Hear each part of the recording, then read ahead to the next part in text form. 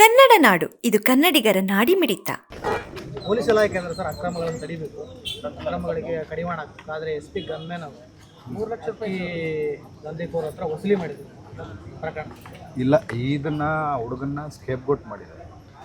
ಇದರಲ್ಲಿ ಭಾಳ ದೊಡ್ಡವರು ಇನ್ವಾಲ್ವ್ ಆಗಿ, ದೊಡ್ಡ ಆಫೀಸರ್ಸ್ ಇನ್ವಾಲ್ವ್ ಆಗಿ, ನನಗಿರೋ ಮಾಹಿತಿ ಇನ್ವಾಲ್ವ್ ಆಗಿಬಿಟ್ಟು ಅವ್ರ ಕುತ್ತಿಗೆಗೆ ಯಾವಾಗ ಬರುತ್ತೆ ಅಂತ ಗೊತ್ತಾಗಿದ್ದ ತಕ್ಷಣ ಅವನ ಮೇಲೆ ದೊಬ್ಬಿದ್ದಾರೆ ಅನ್ನೋದು ನನ್ನ ಮಾಹಿತಿ. ಇದನ್ನು ದೊಡ್ಡ ಮಟ್ಟದಲ್ಲಿ ತಾವು ಮೀಡಿಯಾದವ್ರು ಕೂಡ ಚರ್ಚೆ ಮಾಡಬೇಕು. ಯಾರೇ ಅನುಮತಿ ಇಲ್ದಂಗೆ, ಯಾರೇ ಗೈಡೆನ್ಸ್ ಇಲ್ದಂಗೆ ನನ್ನ ಜೊತೆಗೆ ಕೆಲಸ ಮಾಡೋರಾಗಿರ್ಬೋದು, ಇನ್ನೊಬ್ಬರಾಗಿರ್ಬೋದು, ನಾನೇನು ಹೇಳ್ತೀನೋ ಅದೇ ರೀತಿಯಲ್ಲಿ ನಡ್ಕೊಂಡು ಹೋಗ್ತೀನಿ. ಅದೇ ರೀತಿಯಲ್ಲಿ ಅವನಿಗೆ ಆ ಕೆಲಸ ಮಾಡೋಕ್ಕೆ ಯಾರು ಹೇಳಿದ್ದಾರೆ? ಅಷ್ಟು ಧೈರ್ಯ ಯಾವ ರೀತಿಯಲ್ಲಿ? ಯಾರಿಗೆ ಈ ದುಡ್ಡು ಹೋಗಿ ಪ್ರತಿ ತಿಂಗಳು ಮುಡ್ತಿದೆ? ಯಾವ ದೊಡ್ಡ ಮಟ್ಟದ ಆಫೀಸರ್ಗಳಿಗೆ ಪ್ರತಿ ತಿಂಗಳು ಈ ದುಡ್ಡು ಯಾರಿಗೆ ಮುಡ್ತಿದೆ ಅನ್ನೋದು ಮಾಹಿತಿಯನ್ನು ತೆಗಿಬೇಕು. ಯಾಕಂದರೆ ಎಲ್ಲ ಪ್ರತಿ ತಿಂಗಳು ನಡೆಯೋದೆಲ್ಲ ನಡೆದು ಕುತ್ತಿಗೆಗೆ ಬಂದಾಗ, ಅಂದರೆ ಅವ್ರಿಗೆ ತೊಂದರೆ ಅಂತ ಬಂದಾಗ ಇಂಥ ಚಿಕ್ಕವ್ರನ್ನೆಲ್ಲ ಅರೆಸ್ಟ್ ಮಾಡಿಸಿ ನಿನ್ನೇನೋ ಬೇಲ್ ಆಗಿರ್ಬೇಕು. ಅವರು ಬಲಿಪಶು ಮಾಡೋಕ್ಕೆ ದೊಡ್ಡವ್ರು ಉಳ್ಕೊಳಕ್ಕೆ ಒಂದು ಚಿಕ್ಕ ಗನ್ಮ್ಯಾನ್ನ ಬಲಿಪಶು ಮಾಡಿದ್ದಾರೆ. ಯಾಕಂದರೆ ಅಂಥವ್ರು ಅಂದರೆ ಬಾಯಿ ಕಟ್ಟದಂಥವ್ರು ಏನು ಮಾತಾಡೋಕ್ಕಾಗಲ್ಲ. ನಾಳೆ ಬೆಳಗ್ಗೆ ಹೊರಗೆ ಬಂದಮೇಲೆ ಕೂಡ ನಿನಗೆ ಅಲ್ಲಿ ಟ್ರಾನ್ಸ್ಫರ್ ಮಾಡ್ತೀನಿ, ಇಲ್ಲಿ ಟ್ರಾನ್ಸ್ಫರ್ ಮಾಡ್ತೀನಿ, ಇಂಥ ಚಿಕ್ಕವರು ಏನು ಮಾತಾಡಲ್ಲ ಅಂತೇಳಿ ಉದ್ದೇಶದಿಂದ ಮಾಡಿದ್ದಾರೆ. ಇದರಲ್ಲಿ ಯಾರು ದೊಡ್ಡವರು ಶಾಮೀಲಾಗಿದ್ದಾರೆ, ಯಾರು ಪ್ರತಿ ತಿಂಗಳು ದೊಡ್ಡವರಿಗೆ ದುಡ್ಡು ಮುಡ್ತಿದ್ದಾನೋ, ಯಾವ ಆಫೀಸರು ದೊಡ್ಡ ಮಟ್ಟದಲ್ಲಿ ದುಡ್ಡು ತೊಗೊತಿದ್ದಾನೋ ಆದಷ್ಟು ನೀವು ತನಿಖೆ ಮಾಡಬೇಕು. ನಾನು ರಾಜ್ಯ ಮಟ್ಟದಲ್ಲಿ ಹೋಗಿ ಈ ಥರ, ಯಾಕಂದರೆ ಡಿಪಾರ್ಟ್ಮೆಂಟಲ್ಲೇ ದೊಡ್ಡವರು ಶಾಮೀಲಾಗಿ ಈ ರೀತಿಯಲ್ಲಿ ಮಾಡ್ತಿದ್ದಾರೆ ಅಂದಾಗ ಜನರಿಗೆ ಡಿಪಾರ್ಟ್ಮೆಂಟ್ ಮೇಲೆ ನಂಬಿಕೆ ಹೋಗುತ್ತೆ. ಏನು ನಾವು ದುಡ್ಡು ಕೊಟ್ಟು ಏನನ್ನ ಮಾಡ್ಕೋಬೋದು, ದುಡ್ಡು ಕೊಟ್ಟು ಎಂಥ ಕ್ರೈಮನ್ನು ಮಾಡ್ಬೋದು, ದುಡ್ಡು ಕೊಟ್ಟು ನಾಳೆ ಬೆಳಗ್ಗೆ ಎಂಥ ಲೂಟಿಯನ್ನು ಮಾಡ್ಬೋದು ಅನ್ನೋದು ಜನಕ್ಕೆ ಒಂದು ರಾಂಗ್ ಮೆಸೇಜ್ ಹೋಗುತ್ತೆ. ಇದನ್ನು ಕಡಿವಾಣ ಆಗಬೇಕು. ನಾನು ಕೂಡ ನನ್ನ ಸ್ವಂತ ಗೊತ್ತಿದ್ದ ಟೀಮಿಂದ ಚೆಕ್ ಮಾಡ್ತಿದ್ದೀನಿ, ಯಾರು ಈ ರೀತಿಯಲ್ಲಿ ಯಾರ ಮನೆಗೆ ಯಾವ ಟೈಮ್ಗೆ ಯಾರು ಹೋಗಿ ಯಾರು ಮೀಡಿಯೇಷನ್ ಮಾಡಿ ಯಾರಿಗೆ ದುಡ್ಡು ಮುಗಿಸ್ತಿದ್ದಾರೆ ಅನ್ನೋದು ಇನ್ಫಾರ್ಮೇಷನ್ ಇದೆ. ಆದಷ್ಟು ಬೇಗ ನಿಮಗೂ ಪ್ರತಿಯೊಂದು ಮಾಹಿತಿ ಬಿಚ್ಚಿಡ್ತೀನಿ. ಯಾರು ಮೀಡಿಯೇಟ್ ಮಾಡಿ ಯಾವ ದೊಡ್ಡವ್ರಿಗೆ ತಿಂಗಳಿಗೆ ಎಷ್ಟು ಲಕ್ಷ ರೂಪಾಯಿ ಮುಗಿಸ್ತಿದ್ದಾರೆ ಅನ್ನೋದು ಕೂಡ ನಿಮಗೆ ತಿಳಿಸ್ಕೊಡ್ತೀನಿ. ಸರ್, ಅಧಿಕಾರಿಗಳು ಅಂದರೆ ಪೊಲೀಸ್ ಡಿಪಾರ್ಟ್ಮೆಂಟ್ನಲ್ಲಿ ಇರ್ತಕ್ಕಂಥ ಹಿರಿಯ ಅಧಿಕಾರಿಗಳು. ಹೌದು, ಅಂದರೆ ಇದು ಒಂದು ಸರಿ ಆಗಿಲ್ಲ, ಎವ್ರಿ ಮಂತ್ ಆಗ್ತಾ ಇತ್ತು ಅಂತ. ಇದೇ ನಾನು ಹೇಳ್ತಿದ್ದೀನಲ್ಲ, ಪ್ರತಿ ಸಾರಿ ಅವ್ರ ಹತ್ರ ಶಾಮೀಲಾಗಿ ಕೆಲಸವನ್ನು ಮಾಡೋದು. ಏನನ್ನ ಒಂದು ಪೇಪರಲ್ಲೋ ನಿಮ್ಮಲ್ಲಿ ಆರ್ಟಿಕಲ್ಸೋ ಏನೋ ಬಂದಾಗ ಶಾಮೀಲಾಗಿದ್ದ ತಕ್ಷಣ ಯಾರೋ ಚಿಕ್ಕವ್ರನ್ನ ಅವರೇ ಈ ರೀತಿಯಲ್ಲಿ ಇವತ್ತು ಇಲ್ಲಿ ಗಾಡಿ ತೊಗೊಂಡೋಗಿ ಒಂದೇ ನಿಮಿಷ ಈ ರೀತಿಯಲ್ಲಿ ಈ ದಾರಿಯಲ್ಲಿ ಇವತ್ತು ಗಾಡಿಯನ್ನು ತೊಗೊಂಡೋಗಿ ನಾವು ಬಂದು ರೈಡ್ ಮಾಡ್ತೀವಿ. ನಿಮ್ಮ ಹತ್ರ ಒಂದು 100 ಚೀಲ ಸಿಕ್ಕಿದ್ರೆ ನಾವು ಅದನ್ನು 10-15 ಚೀಲ ಅಂತ ಬರ್ಕೊತೀವಿ. ಆಮೇಲೆ ಅದನ್ನು ಬಿಟ್ಟು ಕಳಿಸ್ತೀವಿ, ಫೈನ್ ಹಾಕಿ. ನಮಗೆ ಕೂಡ ಒಂದು ಕೇಸ್ ರಿಜಿಸ್ಟರ್ ಮಾಡ್ದಂಗೆ ಇರುತ್ತೆ. ಮಾಧ್ಯಮದವ್ರು ಕೇಳಿದಾಗ ನಾವು ಆನ್ಸರ್ ಮಾಡೋಕ್ಕೆ ಇರುತ್ತೆ ಅನ್ನೋದು ದೊಡ್ಡ ಮಟ್ಟದಲ್ಲಿ ಒಂದು ಷಡ್ಯಂತ್ರವನ್ನು ಮಾಡಿಕೊಂಡು ಒಂದು ಸ್ಟ್ರಾಟಜಿ ಮೂಲಕ ಮಾಡ್ತಿದ್ದಾರೆ. ನಾನು ಕೂಡ ಅದನ್ನು ಚೆಕ್ ಮಾಡ್ತಿದ್ದೀನಿ. ಯಾಕಂದರೆ ಶರ್ಬಾಯ್ ಅನ್ನೋಲ್ಲಿ ಇನ್ನೇ ವಾರದಲ್ಲಿ 5-6 ಪ್ರಕರಣಗಳು ದಾಖಲಾಗ್ತವೆ. 40 ಪ್ರಕರಣಗಳು ದಾಖಲಾಗಿದ್ದಾವೆ ಸರ್. 3-4 ಆಗಿದ್ದಾವೆ. ಅಲ್ಲ, 2000 ನನಗೆ ಅದೇ ರೀ, ಎಲ್ಲರೂ ದೊಡ್ಡವರೇ ಶಾಮೀಲಾದಾಗ ಗಡಿಪಾರು ಎಲ್ಲಿಂದ ಮಾಡ್ತಾರೆ? ಯಾರು ಅವ್ರನ್ನ ಗಡಿಪಾರು ಮಾಡಬೇಕು ಅಂಥವರೇ ಅದರಲ್ಲಿ ಶಾಮೀಲಾಗಿ ಮಾಡ್ತಿದ್ದವಾಗ ಅವ್ರು ಗಡಿಪಾರು ಹೆಂಗಾಗ್ತಾರೆ? ಅವನ ಮೇಲೆ 5 FIR ಆಗಿದೆ ಅಂದಾಗ ಅವನು ಇವರು ಪೊಲೀಸರು ಕರೆಕ್ಟಾಗಿ ರೀತಿಯಲ್ಲಿ ಕೆಲಸವನ್ನು ಮಾಡಿದರೆ ಅವನು ಭಯದಿಂದ ಕೆಲಸನೇ ಮಾಡ್ತಿರ್ಲಿಲ್ಲ. ಅವನು 5 FIR ಆದರೂ ಕೂಡ ಮಾಡ್ತಿದ್ದಾನೆ ಅಂದರೆ ಇದು ಏನಾಗಲ್ಲ, FIR ಮೇಲೆ FIR ಆಗುತ್ತೆ. ನಾಳೆ ಬೆಳಗ್ಗೆ ಆ FIRಗಳು ಏನಾಗುತ್ತವು? ಕಳ್ಳಕ್ಕೆ ಸಿಕ್ಕಿದೆ ಅಂತಂದ್ರೆ ಏನು ಜೈಲಿಗೆ ಹಾಕಲ್ಲ, ಗಳ್ಳಿಗೆ ಹಾಕಲ್ಲ, ಒಂದು ಫೈನ್ ಹಾಕ್ತಾರೆ, ಬಿಡ್ತಾರೆ. ಹೈಕೋರ್ಟ್ಗೆ ಹೋಗಿ ಅದನ್ನೇ ತೋರಿಸಿ ಆ ಕೇಸನ್ನು ಕ್ವಾಶ್ ಮಾಡ್ಕೊಂಬರ್ಬೋದು ಅಂತೇಳಿ ನಮ್ಮವರೇ ಅವ್ರಿಗೆ ಐಡಿಯಾಗಳು ಕೊಡ್ತಾರೆ. ಸರ್, ಯಾವ್ಯಾವ ಹಂತದ ಪೊಲೀಸ್ ಅಧಿಕಾರಿಗಳು ಭಾಗಿಯಾಗಿದ್ದಾರೆ ಅಂತ? ದೊಡ್ಡ ಮಟ್ಟದಲ್ಲಿ ಪೊಲೀಸ್ ಅಧಿಕಾರಿಗಳು ಭಾಗಿಯಾಗಿದ್ದಾರೆ. ಅವ್ರು ಯಾರು ಅನ್ನೋದು ನಾನು ಯಾಕೆಂದರೆ ಸರ್, ಇಲ್ಲಿ IGP SP level IGP level ಎಲ್ಲ ಇಲ್ಲೇ ಬಳ್ಳಾರಿಲಿದೆ. ಅದೇ ಕನ್ಫ್ಯೂಸ್ ಆಗುತ್ತೆ ಸರ್, ಇದೇ ಕ್ಯಾಟಗರಿ ಅಧಿಕಾರಿಗಳಂತ. ಇಲ್ಲ, ನೀವು ಒಂದು ಮಾರ್ಮಿಕವಾಗಿ ಒಂದು ಮಾತಾಡಿದ್ರೆ ಸರ್, ಯಾರ ಜೊತೆ ಅವ್ರು ಇರ್ತಾರೋ ಅವ್ರು ಪರ್ಮಿಷನ್ ಇಲ್ಲದೆ ಮಾಡ್ಲಿಕ್ಕೆ ಸಾಧ್ಯ ಇಲ್ಲ ಅನ್ನುವಂಥದ್ದನ್ನು. ಅಲ್ಲ, ನಾನು ಹೇಳ್ತಿದ್ದೀನಿ, ಎಕ್ಸಾಂಪಲ್ ಕೊಡ್ತಿದ್ದೀನಿ. ನಿನ್ನ ಜೊತೆಗೆ ನಿಮ್ಮ ಕ್ಯಾಮ್ರಾಮ್ಯಾನ್ ಇರ್ತಾನೆ, ನೀನು ಎಲ್ಲಿಗೆ ಬಾ ಅಂದರೆ ಅಲ್ಲಿಗೆ ಬರ್ತಾನೆ. ಆ ರೀತಿಯಲ್ಲಿ ನಡೀತಿದೆ.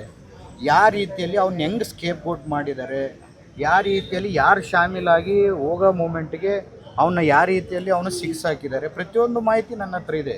ಯಾವ ದೊಡ್ಡ ಮಟ್ಟದಲ್ಲಿ ಈಗೇನು ಚಿಕ್ಕವ್ರ ಮೇಲೆ ದಬ್ಬಾಳಿಕೆ ಮಾಡಿದಂಥವ್ರು ಯಾವ ರೀತಿಯಲ್ಲಿ ಅವತ್ತು ಅದ್ರ ಬಗ್ಗೆ ಮಾತಾಡ್ದಂಗೆ ಯಾಕಿದ್ರು, ಸೋಷಿಯಲ್ ಮೀಡಿಯಾದಲ್ಲಿ ಇದ್ರ ಬಗ್ಗೆ ಚರ್ಚೆ ಯಾಕಾಗಲಿಲ್ಲ, ಸೋಷಿಯಲ್ ಮೀಡಿಯಾ ಮೇಲೆ ಅಷ್ಟು ಪ್ರೀತಿ ಇದ್ದವರು ಈ ಥರ ಅರೆಸ್ಟ್ ಆಗಿದ್ದು ಇದೆಲ್ಲ ಅಷ್ಟು ಪಬ್ಲಿಸಿಟಿ ಆಗಲಿಲ್ಲ, ಯಾಕೆ ಆಗಲಿಲ್ಲ ಅನ್ನೋದು ನಾವೆಲ್ಲ ಚರ್ಚೆ ಮಾಡಬೇಕು, ಚಿಂತನೆ ಮಾಡಬೇಕು. ಯಾಕಂದರೆ ನಾಳೆ ಬೆಳಗ್ಗೆ ಇಂಥವಕ್ಕೆಲ್ಲ ಆಸ್ಕಾರ ಕೊಟ್ಟರೆ ಚಿಕ್ಕವರು ಕೂಡ ನಾವು ಏನನ್ನ ಮಾಡ್ಬೋದು, ಡಿಪಾರ್ಟ್ಮೆಂಟ್ ಏನು ನಮಗೇನು ಸಂಬಂಧ ಇಲ್ಲ, ಡಿಪಾರ್ಟ್ಮೆಂಟಲ್ಲಿ ಯಾರಿಗೇನೋ ದುಡ್ಡು ಕೊಟ್ಟು ನಾವು ಏನನ್ನ ಮ್ಯಾನೇಜ್ ಮಾಡ್ಕೋಬೋದು ಅನ್ನೋ ಉದ್ದೇಶ ಬಂದೇ ಬರುತ್ತೆ.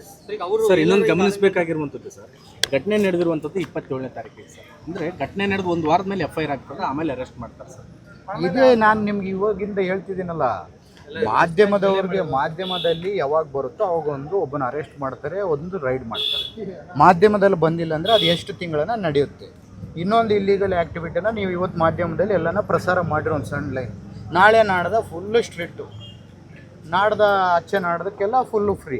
ಅವರೇ ಫೋನ್ ಮಾಡಿ ಹೇಳ್ತಾರೆ ಮಾಧ್ಯಮದಲ್ಲಿ ಬಂದಿದ್ದೆ, ನಾವು ಒಂದು ರೈಡ್ ಮಾಡ್ತೀವಿ, ಆಮೇಲೆ 2-3 ದಿವಸ ಆದಮೇಲೆ ಮತ್ತೆ ನಾವು ಫ್ರೀ ಬಿಡ್ತೀವಪ್ಪ ಮಾಡ್ಕೊಳ್ಳಿ ಅಂತ. ಇವಕ್ಕೆಲ್ಲ ನಾನು ಕಡ್ಡಾಯವಾಗಿ ಹೇಳ್ತಿದ್ದೀನಿ, ಎಲ್ಲಿವರೆಗೂ ಹೋಗೋಕ್ಕೂ ಸಿದ್ಧ. ನಾನು ಡಿಸಿಪ್ಲೈನ್ ಆಗಿ ಪ್ರತಿ ಪೊಲೀಸ್ ಇನ್ಸ್ಪೆಕ್ಟರ್ನ ಎಲ್ಲ ನಾನು ಕರ್ಕೊಂಬಂದವಾಗ ಕೂಡ ಇನ್ಸ್ಪೆಕ್ಟರ್ ಆಗಿರ್ಬೋದು, DYSPಗಳಾಗಿರ್ಬೋದು, ಇನ್ನೊಬ್ಬರಾಗಿರ್ಬೋದು, ನಾನು ಕರ್ಕೊಂಬರೋವಾಗ ಜನಕ್ಕೆ ತೊಂದರೆ ಆಗಬಾರ್ದು, ಬಳ್ಳಾರಿಯಲ್ಲಿ ಇಲ್ಲಿಗಲ್ ದಂಧೆಗಳು ಇರಬಾರ್ದು, ಬಳ್ಳಾರಿಯಲ್ಲಿ ರೌಡಿಸಮ್ ಇರಬಾರ್ದು ಅಂತೇಳಿ ನಾನು ಮೊದಲನೇ ಮಟ್ಟದಲ್ಲಿ ಇಷ್ಟಕ್ಕೆ ಮುಂಚೆ ಎಲ್ಲರೂ ಏನೇನೋ ತೊಗೊಂಡು ಕರ್ಕೊಂಬರ್ತಿದ್ರಂದರೆ ನಾನು ಭ್ರಷ್ಟಾಚಾರ ಮುಕ್ತ ಬಳ್ಳಾರಿ ಮಾಡಬೇಕು ಅಂದಾಗಿಂದ ನಾನು ಯಾವತ್ತೂ ಪ್ರತಿ ಆಫೀಸರ್ನ ನಿಷ್ಠಾವಂತರನ್ನ ತೊಗೊಂಬಂದು ನಾನು ಹಾಕಿಸಿ ಅವ್ರಿಗೆ ಕೂಡ ನಾನು ಏನಂತ ಹೇಳ್ತೀನಿ ಅಂದರೆ ಪ್ರತಿಯೊಬ್ಬರು ರೌಡಿಸಮ್ ಇಲ್ದಂಗೆ ಮಾಡಬೇಕು ಬಳ್ಳಾರಿನ ಅಂತೇಳಿ. ನೀವು ನೋಡಿರ್ಬೋದು, ಒಂದೇನೋ ಸಂಘಟನೆ ಅವತ್ತೇನೋ ಬೇರೆ ವಿಚಾರಕ್ಕೆ ನಡೆದಿರ್ಬೋದು ಹೊರತು ಅಷ್ಟಕ್ಕೆ ಮುಂಚೆ ಆಗಿರ್ಬೋದು, ಅದಾದಮೇಲೆ ಆಗಿರ್ಬೋದು, ಇನ್ನೂ ಸಂಘಟನೆಗಳು ಅಷ್ಟು ನಡೀತಾ ಇಲ್ಲ. ರೌಡಿಸಮ್ ಕೂಡ ಭಾಳ ನಾವು ಬಿಗಿಯಾಗಿ ಇಟ್ಟಿದ್ದೀವಿ. ಆದರೆ ಇಷ್ಟು ಬಿಗಿಯಾಗಿ ಇಟ್ಟಿದ್ದೀವಿ ಅಂತೇಳಿ ಇಂಥ ಇನ್ಸಿಡೆಂಟ್ಗಳೆಲ್ಲ ಸ್ಟಾರ್ಟ್ ಆದರೆ, ಈ ಇಲ್ಲಿಗಲ್ ಆ್ಯಕ್ಟಿವಿಟೀಸ್ ಎಲ್ಲ ಸ್ಟಾರ್ಟ್ ಆದರೆ, ಇಲ್ಲಿಗಲ್ ಆ್ಯಕ್ಟಿವಿಟೀಸಿಂದನೇ ಕ್ರೈಮ್ ಮತ್ತೆ ಸ್ಟಾರ್ಟ್ ಆಗುತ್ತೆ. ಸರ್, ಕೆಲವೊಂದು ಪೊಲೀಸ್ ಠಾಣೆಗಳಲ್ಲಿ CPIಗಳು ಭಾಳ ಸಂಕಷ್ಟದಲ್ಲಿದ್ದಾರೆ. ಅಂದರೆ ಸ್ಟಾಫ್ ಇಲ್ಲ, ಸಿಬ್ಬಂದಿ ಇಲ್ಲ. ದೊಡ್ಡ ಲಿಮಿಟ್ APMC ಆಗಿರ್ಬೋದು, ಗೋಲ್ ಬಜಾರ್ ಇಂಥ ಕಡೆ ಎಲ್ಲ ದೊಡ್ಡ ಲಿಮಿಟ್ಸ್ ಮಾಡಿಬಿಟ್ಟಾರೆ, ಅಲ್ಲಿ ಸ್ಟಾಫ್ ಇಲ್ಲ. ಆದರೆ ಅದರಲ್ಲೂ ಹಂಚಿಕೆಯಲ್ಲೂ ಗೋಲ್ ಬಜಾರ್ ಬಂದ್ಬಿಟ್ಟು ಚಿಕ್ಕ ಸ್ಟೇಷನ್, ದೊಡ್ಡ ಸ್ಟೇಷನ್ ಅಂದರೆ APMC, ಬ್ರೂಸ್ಪೇಟು, ಗಾಂಧಿನಗರ. ಈ ಸ್ಟೇಷನ್ಗೆ ಕಮ್ಮಿ ಇದ್ದಾರೆ. ನಾವು ಹೋಮ್ ಮಿನಿಸ್ಟ್ರಿಗೆ ಕೇಳಿದಾಗ ಇಲ್ಲ ನಾವು ರಿಕ್ರೂಟ್ಮೆಂಟ್ ಮಾಡ್ತೀವಿ ಅಂತೇಳಿ ಹೋಮ್ ಮಿನಿಸ್ಟ್ರು ಕೂಡ ತಿಳಿಸಿದ್ರು. ರಿಕ್ರೂಟ್ಮೆಂಟ್ ಮಾಡಿದ್ರೇ ಅದು ರಾಜ್ಯ ಮಟ್ಟದಲ್ಲಿ ಎಲ್ಲ ಜಿಲ್ಲೆಗಳು ರಿಕ್ರೂಟ್ಮೆಂಟ್ ಆದಾಗೆ ನಾವು ಮಾಡ್ಕೊಳಕ್ಕೆ. ಯಾಕಂದರೆ ಸರ್, ಆ ಭಾಗದಲ್ಲಿ ಸ್ವಲ್ಪ ಗಾಂಜಾದ್ದಾಗಿರ್ಬೋದು, ಮತ್ತು ಪುಡಿ ರೌಡಿಗಳ ಅಟ್ಟ. ನಾವು ಗಾಂಜಾ ಅಂತಂದರೆ ನಾನು ನಿಮ್ಮ ಹತ್ರ ಒಂದು ಹೇಳಲಿಕ್ಕೆ ಇಚ್ಛೆಪಡ್ತೀನಿ. ನಾವು ಬರೋ ತಿಂಗಳು ಜೂನಲ್ಲಿ ಈ ಪೊಲೀಸರನ್ನ ಸೇರಿಸ್ಕೊಂಡು ಮಾಧ್ಯಮದವ್ರನ್ನ ತಮ್ಮೆಲ್ಲರನ್ನು ಕೂಡ ಸೇರಿಸ್ಕೊಂಡು ಒಂದು ಡ್ರಗ್ಸ್ ಬಗ್ಗೆ ಅವೇರ್ನೆಸ್ ಜಾಥಾ, ಅಂದರೆ ಪ್ರತಿ ಕಾಲೇಜ್ಗೆ ಏನು ದೊಡ್ಡ ಮಟ್ಟದಲ್ಲಿ ಸ್ಟೂಡೆಂಟ್ಸ್ ಇರ್ತಾರಲ್ಲ, ಪ್ರತಿ ಕಾಲೇಜ್ಗಳಿಗೆ ಒಂದು ಜಾಥವನ್ನು ಮಾಡಬೇಕು. ತಮ್ಮಿಂದ ಕೂಡ ನಮಗೆ ಎಲ್ಲ ಸಹಕಾರ ಬೇಕು. ಯಾಕಂದರೆ ಡ್ರಗ್ಸಿಂದ ಏನಾಗ್ತಿದೆ, ಇವತ್ತು ನಾವು ಬೇರೆ ಬೇರೆ ಕಡೆ ಹೋದಾಗ ಡಾಕ್ಟರ್ಸ್ ಎಲ್ಲ ಮಾತಾಡಿದಾಗ ಏನಾಗುತ್ತೆ, ಈ ಡ್ರಗ್ಸಿಂದ ಹುಡುಗರಿಗೆ ಯೂತ್ ಏನೋ 18, 19, 17 ಇವ್ರು ಅದಕ್ಕೆ ಅಭ್ಯಾಸ ಆಗಿದ ತಕ್ಷಣ ಅವ್ರಿಗೆ ಬೇರೆ ಏನು ಕೆಲಸ ಮಾಡೋಕ್ಕೆ ಅವ್ರಿಗೆ ಆಸಕ್ತಿ ಇರಲ್ಲ. ಅದ್ರ ಜೊತೆಗೆ ಇನ್ನೊಂದು ಏನಾಗುತ್ತೆ, ಅವ್ನು ಬರ್ತಾ ಅದಕ್ಕೆ ಅಡಿಕ್ಟ್ ಆಗಿಬಿಟ್ಟು ದುಡ್ಡು ಸಿಗಲ್ಲ, ಜಾಬ್ ಇರಲ್ಲ, ಅವನು ಅದನ್ನು ನೆಕ್ಸ್ಟ್ ಅವ್ನ ದಾರಿ ಕ್ರೈಮ್ ಮಾಡಬೇಕು, ನಾನು ಯಾವ ರೀತಿಯೆಲ್ಲ ಸಂಪಾದನೆ ಮಾಡಬೇಕು, ಚೈನ್ ಸ್ನ್ಯಾಚಿಂಗ್ ಮಾಡಬೇಕು, ಇನ್ನೊಂದು ಮಾಡಬೇಕು, ಇಂಥದ್ದೆಲ್ಲ ಜಾಸ್ತಿ ಆಗಿಬಿಡುತ್ತೆ ಅಂತೇಳಿ ಒಂದು ಜಾಥವನ್ನು ಮಾಡ್ತಿದ್ದೀವಿ. ತಮ್ಮ ಸಹಕಾರ ಪೂರ್ತಿಯಾಗಿ ನಮ್ಮ ಜೊತೆಗೆ. ಅಂಜನಾದ್ರಿ ಬಗ್ಗೆ ಏನು ಹೇಳ್ತೀವಿ ಸರ್? ಏನು ಅಂಜನಾದ್ರಿಗೆ ಕೆಲವರು ನಕಲಿ ಚಿನ್ನವನ್ನು ಕೊಟ್ಟಿದ್ದಾರೆ ಅಂತ ಆರೋಪ ಕೇಳಿದ್ರು. ಅಂದರೆ ತಾಮ್ರಲೇಪಿತ ಚಿನ್ನ 2.5 ಕೋಟಿ ಅಂತ ಹೇಳ್ತಾರೆ, ಅದು ಕೇವಲ 2.5 ನೋಟಿಸ್ ಕೊಟ್ಟಾರೆ. 28 ಗ್ರಾಮ್ ಅಷ್ಟೇ ಇದೆ, 2.5 ಕೋಟಿ ರೂಪಾಯಿದು ಬಿಲ್ ತೋರಿಸಿಕೊಟ್ಟಿದ್ದಾರೆ. ಗೊತ್ತಿಲ್ಲ ಸರ್. ಈಗ ಅಯೋಧ್ಯೆ ಬಿಟ್ಟರೆ ಆಂಜನೇಯನ ಬೆಟ್ಟ ಇಡೀ ದೇಶದಲ್ಲಿ ವಿಶ್ವದಲ್ಲಿನೇ ಪ್ರಸಿದ್ಧಿ ಪಡೆದಿರುವಂಥ ಸರ್, ಕೋಟ್ಯಾಂತರ ಭಕ್ತರಿದ್ದಾರೆ. ಸೊ ಈಗ ಅಲ್ಲಿಗೆ ದೇವರಿಗೆ ನಾವು ಕಾಣಿಕೆ ಕೊಡ್ತೀವಿ ಅಂತೇಳಿ ತಾಮ್ರಲೇಪಿತ ಬಂಗಾರ ಕೊಟ್ಟು ಇಲ್ಲೊಂದು ಕಡೆಗೆ ಭಕ್ತರ ಮನಸ್ಸಿಗೆ ಘಾಸಿ ಮಾಡಿದಾರೆ ಅಂತಕ್ಕಂಥ ಚರ್ಚೆ ನಡೀತಾ ಇದೆ ಸರ್. ತಾವು ಕೂಡ ಆಂಜನೇಯನ ಭಕ್ತರಾಗಿ ಏನು ಹೇಳ್ತಿದ್ದಾರೆ ಸರ್? ನಾವು ನೋಡಿ, ನಮ್ಮ ಮನೆ ದೇವರು ಆಂಜನೇಯ ಸ್ವಾಮಿನೇ, ನಮ್ಮ ಮನೆ ದೇವರು ಗೋಡಿ ಆಂಜನೇಯ ಸ್ವಾಮಿ. ಈಗ ದೇವ್ರ ವಿಚಾರದಲ್ಲಿ ನಾವು ಮಾತಾಡೋದು ಚೆನ್ನಾಗಿರೋದು. ಯಾಕಂದರೆ ದೇವ್ರ ವಿಚಾರ ಅದು, ಕೊಟ್ಟಿದ್ದವ್ರಿದ್ದಾರೆ, ಅಲ್ಲಿ ದೇವ್ರು ಇರ್ತಾನೆ, ಆತ ನೋಡ್ಕೊಂತೆ. ನಾವು ಅವನ್ನೆಲ್ಲ ವಿಚಾರಗಳು ನಾವು ಮಾತಾಡಬಾರ್ದು ದೇವ್ರ ವಿಚಾರ. ಯಾಕಂದರೆ ಅವ್ರ ಮನಸ್ಸಲ್ಲಿ ಏನು ಇಚ್ಛೆ ಇಟ್ಕೊಂಡು ಕೊಟ್ಟಿದ್ರೋ ಗೊತ್ತಿಲ್ಲ. ಮತ್ತು ದೇವ್ರನ್ನವನ್ನೇ ಯಾವತ್ತು ಎಲ್ಲ ಏನು ಸತ್ಯ ಸುಳ್ಳು ಅನ್ನೋದು ದೇವರಿಗೆ ಗೊತ್ತೇ ಇರುತ್ತೆ. ಆಡ್ಸೋರೇ ದೇವರು. ಮತ್ತು ಏನನ್ನ ತೊಂದರೆ, ಅವ್ರು ಏನನ್ನ ತಪ್ಪು ಮಾಡಿದರೆ ದೇವ್ರು ಶಿಕ್ಷೆ ಮಾಡ್ತಾರೆ. ಸಮಗ್ರ ಸುದ್ದಿಗಳಿಗಾಗಿ ತಪ್ಪದೆ ನೋಡಿ ಕನ್ನಡ ನಾಡು ವಾಹಿನಿ. ಸಬ್ಸ್ಕ್ರೈಬ್ ಮಾಡಿಕೊಳ್ಳಲು ಕೂಡಲೇ ಪಕ್ಕದಲ್ಲಿ ಕಾಣುವ ಬೆಲ್ ಐಕಾನ್ ಕ್ಲಿಕ್ ಮಾಡಿ ನೋಟಿಫಿಕೇಶನ್ ಪಡೆಯಿರಿ.